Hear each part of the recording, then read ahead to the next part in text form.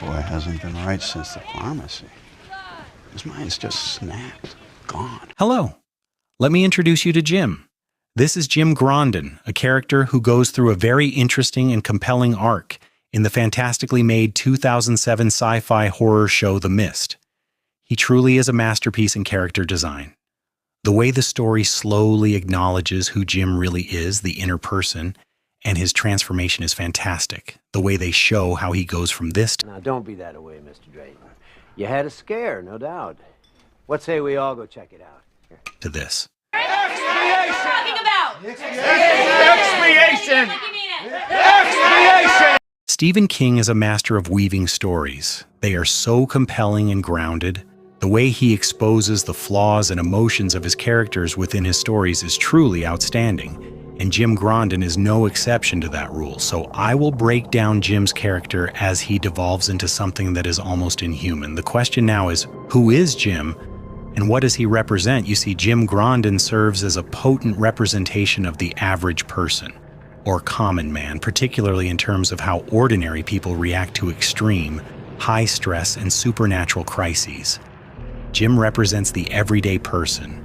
He is portrayed as a typical blue-collar worker in an average town who works as the local grocery store mechanic. That may sound all nice and good from a faraway perspective, but there's a darker side to Jim, and who he really is, and what he represents. You see, Jim is an uncomfortable truth about the average mindset. I'm talking about the type of person that is mentally stuck in a comfortable, constant status quo, never wanting or feeling the need to see the world as more than an environmental globe of monetary transactional exchanges, the ones that are afraid or unwilling to look beyond the quantifiable and see the scientific limiting unknowable. Jim is also the embodiment of spiritual apathy with the inability or absolute refusal to seek deeper truth in the world they live in. So how did Jim lose his mind and go from mechanic to a cult fanatic that ended up even attacking his best friend? What the hell happened to him? Well, it starts here in this clip. Jim, right? Myron? You guys are... you don't seem to understand. Or you're trying real hard not to. This is no ordinary mist, okay? You open that door and something gets in here. Like what? Well, like whatever made that noise I heard. Are you guys being willfully dense? Mr. Drayton, you're gonna pardon me, but I'm not convinced that you heard anything. I mean, we're not hearing anything now, right? Anybody? See? You see, Jim initially is a grounded local mechanic. He is skeptical of David's early warnings about the mist, representing a rational, mundane viewpoint. His quick and reckless decision to open the loading door was because of his unfounded skepticism and his inability to see beyond what he considers rational thinking, which resulted in the death of the bag boy Norm. He illustrates a failure to grasp the magnitude of danger, a common human mistake, but I will go over why it is also a highly avoidable one. But is skepticism enough to turn Jim into the crazed beast that was willing to sacrifice his friends later on? No, because skepticism is only a part of it. The real issue begins to reveal itself if we peel back the mental layers of his rationale. You see, Jim was a skeptic, but he was more than that. He was a pragmatic skeptic. A pragmatic thinker asks, does it work? While a skeptic asks, is it true? Pragmatic thinkers focus on practical consequences, results, and utility. The skeptics focus on evidence, questioning the validity of claims, and demanding proof. What most people don't realize is that skepticism and pragmatic thinking feed on each other. Pragmatism and skepticism often feed on each other in a dynamic, mutually reinforcing relationship where skepticism provides the necessary critical doubt, and pragmatism provides the functional, practical application of that doubt. This combination is sometimes called pragmatic skepticism, where one acts on the best available information while remaining aware that it is not absolute truth. And there you have it. The foundation for insanity. You may be asking, how does a pragmatic skeptic set themselves up for disaster? Well, it comes from the rationale of pragmatism. Or I should say it comes from what is called pure pragmatism. These kind of thinkers are stuck in the present, only focusing solely on what is currently tangible, which can lead to stagnation if a path isn't immediately visible. Pragmatism is highly common among atheists and agnostics, often taking the form of pragmatic agnosticism, where they view that any existence outside the bounds of themselves and the reality they know with their eyes cannot prove or disprove anything beyond themselves, focusing on practical, earthly, and moral consequences. Vinayak Kumbhakern called this the pitfalls of pragmatism and how being too realistic hinders your vision and prevents positive change. And this is Jim's problem. He fell into the pitfalls of pragmatic skepticism feeding on each other, like a mental doom loop. His lack of vision and mindset that is heavily grounded in what works philosophy, which causes a backlash of struggling with abstract, theoretical, or unconventional ideas that do not have clear, immediate, or proven practical consequences.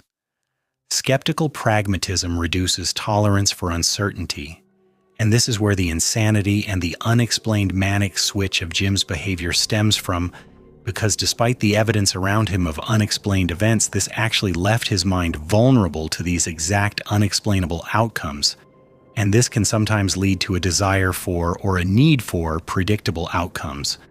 And this is what you see Jim doing. He is not some religious zealot, a believer in the unknowable. No, he's joining the cult because it's predictable. It's something he can rationalize even if it's twisted and broken. You see, the mist obscures the vision literally, and philosophically it prevents people from seeing what's true or real.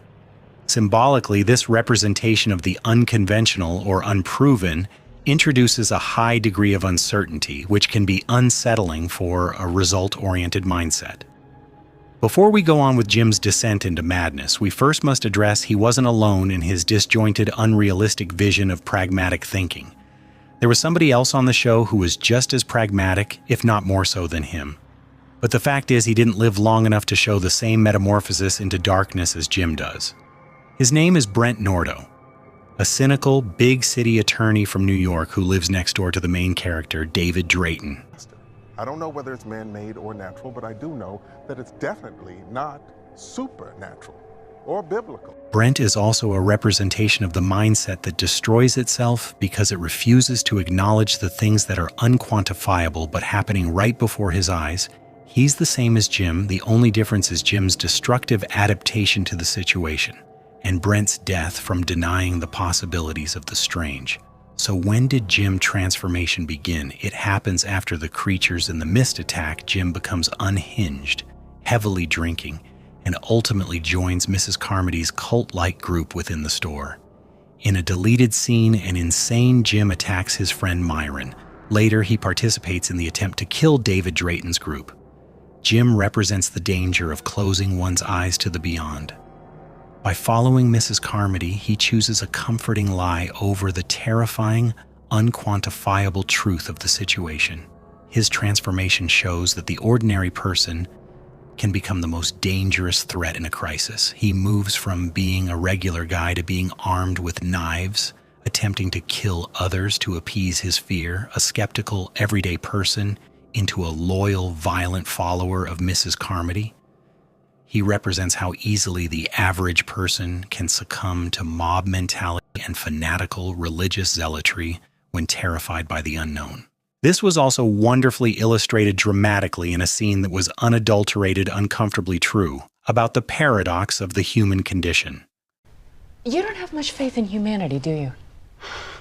None whatsoever. I can't accept that. People are basically good, decent. My God, David, we're a civilized society. Sure, as long as the machines are working and you can dial 911, but you take those things away, you throw people in the dark, you scare the shit out of them. No more rules. You'll see how primitive they get. You scare people badly enough, you can get them to do anything. They'll turn to whoever promises a solution, or whatever. Ollie, please, back me up here. I wish I could. As a species, we're fundamentally insane. Put more than two of us in a room, we pick sides and start dreaming up reasons to kill one another. Why do you think we invented politics and religion? Oh, Jesus, that's just wrong. You see, Jim and Brent were representative of a structural, rigid system that didn't allow flexibility for the things in a world that has been proven to be unexplored and unexplained. A more rational, more sensible outlook on life was needed in order to adapt to things that may not go according to a consumeristic mindset that is scientifically based only. A more balanced viewpoint than pure pragmatism is balanced pragmatism, or principled pragmatism, which integrates concrete, hands-on action with abstract thinking, vision, and long-term values. While pragmatism focuses on what works in the immediate, a balanced approach also asks what is right and what is possible in the long term. Stephen King understood this because he is a deeply spiritual person who believes in a power higher than himself, often focusing on the unseen world of faith and the supernatural. So that is what The Mist represents: the obscure and the rationale to look beyond what cannot be seen. The Mist is more than a story about creatures. It's also a battleground of different thought processes, the rigid, unyielding structure of pragmatic thought, versus the more pliable, more reasonable understanding of structural limitations beyond understanding of the moment. The allowances of the mind to give it more wiggle room to deal with things beyond self, which is a more healthy structural viewpoint. This is why Jim inevitably transformed into the violent zealot of absolute capitulating ferocity. It was them! It was them what done it to us! It was them what brought down the final wrath upon us! He didn't even understand how it worked. A more balanced mindset is not something that anyone can jump into instantly. It takes years and decades of cultivating understanding. Jim was like a newborn baby trying to run a marathon, a floundering fish looking for comprehension of why his aquatic world suddenly disappeared. This left him vulnerable to predatorial spiritual grifters in the world of the unknowable.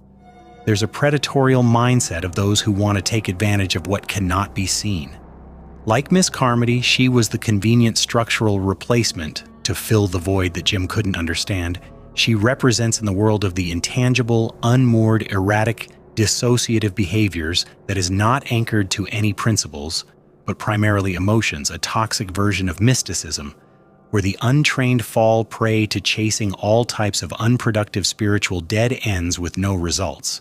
In summary, The Mist is often interpreted as a parable for societal upheaval, with Jim Grondin specifically highlighting the dangers of fear, misinformation, and the loss of rational thought within a community. Jim Grondin's actions are not an anomaly. He's a consequence, a byproduct of choices. Stephen King wonderfully combines fiction that is grounded in historical precedents. Yes, Jim may be a fictional character, but within his character construct there is a serious lesson that carries immense weight, especially in time of great uncertainty.